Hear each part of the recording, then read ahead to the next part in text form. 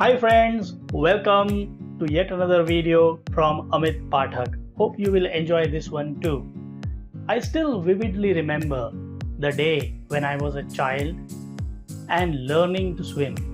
Like any other child, I would excitedly look forward to being in the pool, having fun, splashing in the water with friends, and having all kinds of fun activities. But as I would stand on the edge of the pool, looking at the water, the clear, light blue, shimmering bottom of the pool, I would actually freeze. I would be scared. Standing there in waist high water, my father would actually urge me to just jump in. I knew the water was not too deep, and yet I would take my time, mustering courage to actually jump in. The situation was even worse when I had to jump from the diving platform.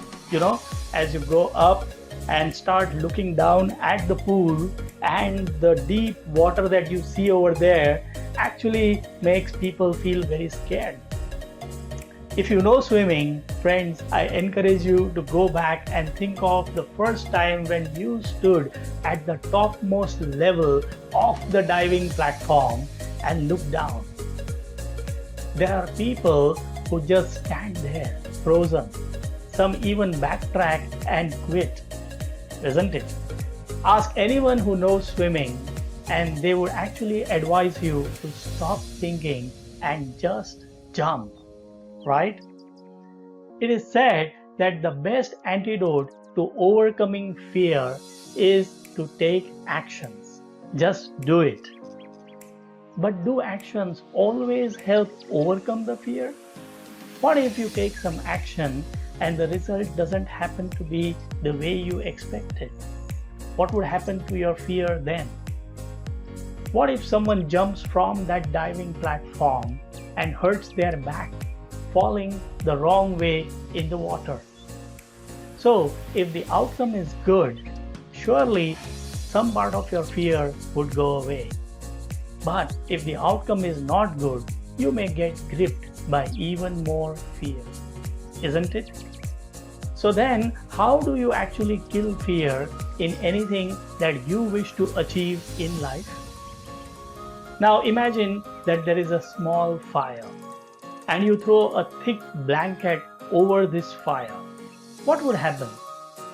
The fire would quickly die, isn't it?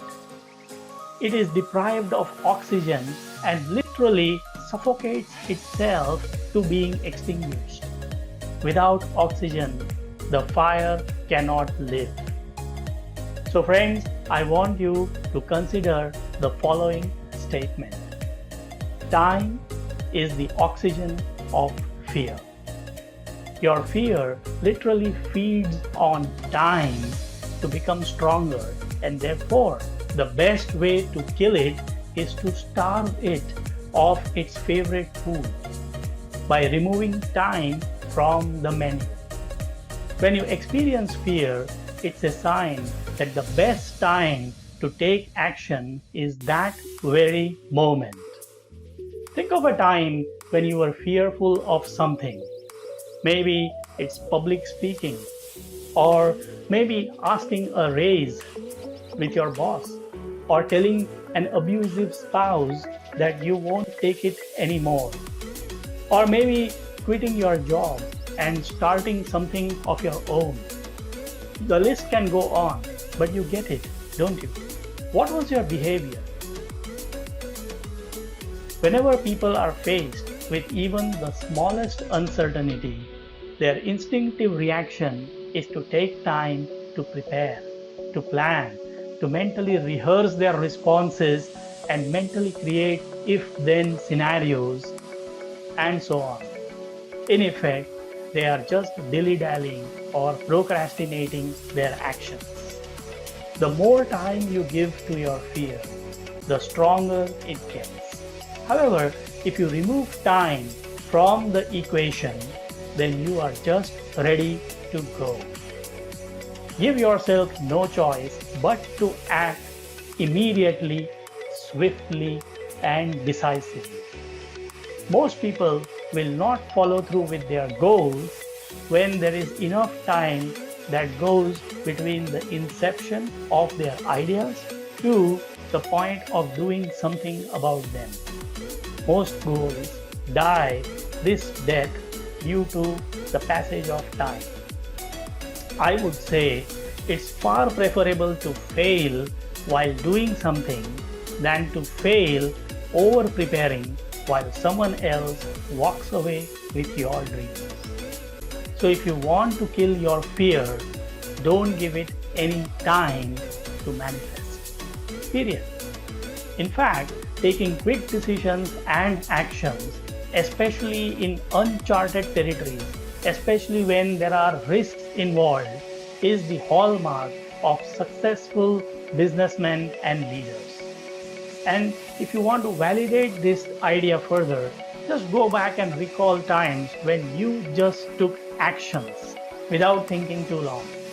For example, running and jumping off that ramp into the swimming pool, or proposing to someone you love without much planning, or walking on burning coals without thinking too much. It was not so bad, isn't it? Now, even if the outcome doesn't turn up the way you expected, the best way to ensure you ever overcome your fear is still to suffocate it off time. As I conclude, I ask you to consider one area of your life where you have been feeding your fear with time. And imagine how it would be to stop feeding it with any more time and simply take actions swiftly. And hey, if you found this video useful and inspiring, how about quickly taking some action, liking, commenting, or sharing it with people you like? Take care, and until we meet again with the next video, have a great time. Bye-bye.